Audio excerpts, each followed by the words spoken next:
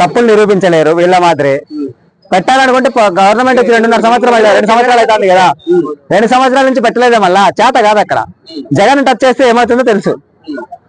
మరి రాధాకృష్ణ గారిని కూడా నేను వచ్చిన స్టేషన్ తిప్పుతాను అంటున్నాడు జగన్మోహన్ రెడ్డి గారు. నిజంగా రాధాకృష్ణ ఒక ఆడవాళ్ళని మాట్లాడాల్సిన మాటలు కాదండి అవి. ఏం మాట్లాడారన్నా ఎవరు చెప్పలేకపోతున్నారు. రాంబాబు గారు చెప్పలేకపోయారు, రోజా గారు చెప్పలేకపోయారు, ఎవరు ఏమన్నారు. మీడియాలో వచ్చింది కదా, మీడియాలో వచ్చింది. ఒకసారి నా దగ్గర రికార్డు ఉన్నది వినిపిస్తున్నా చెప్పేది రాధాకృష్ణ గారు ఏమన్నారు అనేది రాంబాబు గారు క్లారిటీ లేదు, ఓకేనా, రోజా గారు క్లారిటీ లేదు, ఏమన్నారు అనేది నువ్వు చెప్పగలవా? న్యూస్ ఛానల్లో ఒక చెల్లి వరుసన ఆమెను పెళ్లి చేసుకోవడం కరెక్టేనా, పెళ్లి చేసుకున్నారు అని మాట్లాడడం అది ఎవరు తప్పు? అదే అన్నాడు, ఒక చెల్లి వరుస అయ్యా వాళ్ళని పెళ్లి చేసుకున్నాడు అని మాట్లాడినారు. ఎవరు? జగన్మోహన్ రెడ్డి గారు. జగన్మోహన్ రెడ్డి అలా చేసుకున్నాడు అని చెప్పి రాధాకృష్ణ మాట్లాడాడు. అంటే భారతి గారు ఆమె చెల్లవుతని చెప్పి అది ఆ వరుసగా అదే మాట్లాడే టాపిక్ కావాలన్నా అదే అంత క్లారిటీ నాకు రికార్డు కూడా ఉంది, వినిపిస్తుంది. తిట్టారు అంట వాళ్ళ తిట్టారు, మాటలు కూడా ఎలాగ మాట్లాడు, ఒక ఆడవాళ్ళు మాట్లాడు, అవన్నీ నా దగ్గర రికార్డ్స్ ఉన్నాయి, వీడియో ప్రూఫ్ సహా ఉన్నాయి, వినిపిమ్మంటే వినిపిస్తా. ఓకే, తిమ్మంటే తీస్తా, దాంట్లో భయపడింది లేదు. మరి రోజా గారు మధ్యలో వచ్చేసి ఏమని చెప్పారంటే ఆల్రెడీ సింపతి కొడుతుందని టైంలో అప్పుడు వైఎస్సీపీకి. రోజా గారు మధ్యలో వచ్చి ఏమన్నారంటే చంద్రబాబు నాయుడు గారి వాళ్ళ వైఫ్, బాలకృష్ణ వాళ్ళ కూతురు, లోకేష్ వాళ్ళ వైఫ్ ని, పవన్ కళ్యాణ్ గారి వైఫ్ ని, వీళ్ళందరూ మేము తిట్టగలము, మా పద్ధతులు ఆపుకుంటున్నాయి అని చెప్పి. మరి జగన్మోహన్ రెడ్డి సంస్కారం నేర్పించారు, ఒక ఆడవాళ్ళని మాట్లాడడం నేర్పించారు, ఆడవాళ్ళని ఎలా మాట్లాడాలో నేర్పించారు. ఎప్పుడే చంద్రబాబు వాళ్ళ ఫ్యామిలీని కానీ ఆడవాళ్ళని ఎవరు మాట్లాడలేదు. చెప్తా మా సంస్కారం ఆమె అంటుంది కదా, మేము మాట్లాడట్లేదు, మా పద్ధతులు ఆపుతున్నాయని చెప్తున్నారు కదా. రాధాకృష్ణ మాదిరి వచ్చి వీధుల్లోకి వచ్చి ఆడవాళ్ళని అసభ్యంగా మాట్లాడలే కదా.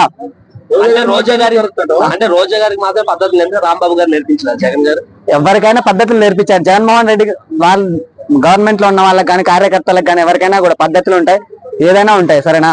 మరి ఎందుకు రాంబాబు గారు తెచ్చారు పద్ధతులు నేర్పిస్తారు? ఎవరు ఆడవాళ్ళు ఎవరిని మాట్లాడినారు చూపించండి. రాధాకృష్ణ మాట్లాడిన దానికి ఎవరికైనా బాధ కదా? మీ ఇంట్లో మీ ఆడవాళ్ళని మాట్లాడితే బాధ కదా? ఇంట్లోనే అయితే అంటే వల్గర్ కూతురు అయితే కానీ ఇలా వాళ్ళ వైఫ్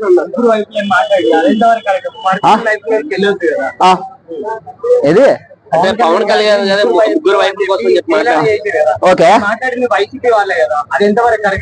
పవన్ కళ్యాణ్ గారు ఇన్నిసార్లు 30,000 మంది అమ్మాయిలు మిస్సింగ్ అది అని మాట్లాడుతున్నారు తప్ప గవర్నమెంట్ వచ్చి ఇన్ని రోజులు అయింది, ఏ రోజైనా దాని గురించి షాపింగ్ తెచ్చారు? అది కాక దాని గురించి ఒక్క నిమిషం దాని గురించి టాపిక్ వస్తా, ఒక్క నిమిషం ఉండండి, ఆ టాపిక్ గురించి వస్తా.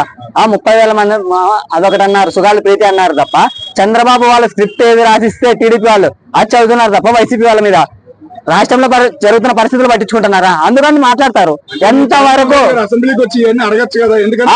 అసెంబ్లీకి ఇస్తే మైక్ ఇవ్వట్లేదు, అసెంబ్లీకి వచ్చి జనసేన వాళ్ళ మాదిరి టీడీపీ వాళ్ళ మాదిరి వీడియో కాల్ అవన్నీ మాట్లాడడానికి రారు కదా.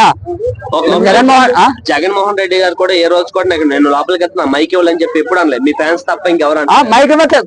ఆయన అనట్లేదు, మీరు ఎందుకు అంటున్నారు? అతనికి ఇవ్వట్లేదా మేము అంటున్నాము, అతను ఇంతసేపు ఉంటాడు ఇవ్వట్లేదు అతనికి. ఆయనకి ఆయన చెప్తారు కదా మాకు మైక్ ఇవ్వట్లేదు, అతను అడగడు, అడుక్కోవడం అసలు లేదు.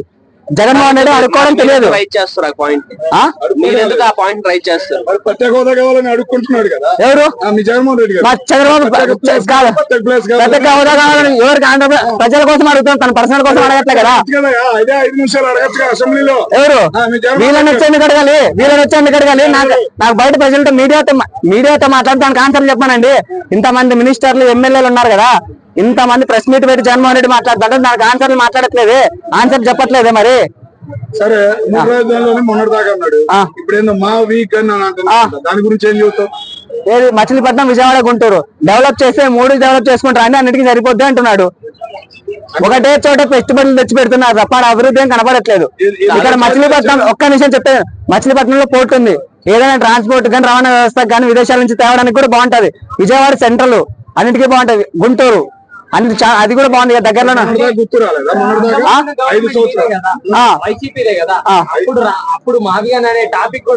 మావిగాన్ రాలేదు అప్పుడు వైజాగ్ లో ఎలా డెవలప్మెంట్ చేశారు చూసావా? విజయవాడలో చేశాడు, వైజాగ్ లో కట్టారు కదా, ఋషికొండ ఏది ప్యాలెస్ కట్టారు కదా, బీచ్ అంతా ఆయన ఉండడానికి ఉన్నారా? ఇప్పుడు టీడీపీ వాళ్ళు ఉంటున్నారా?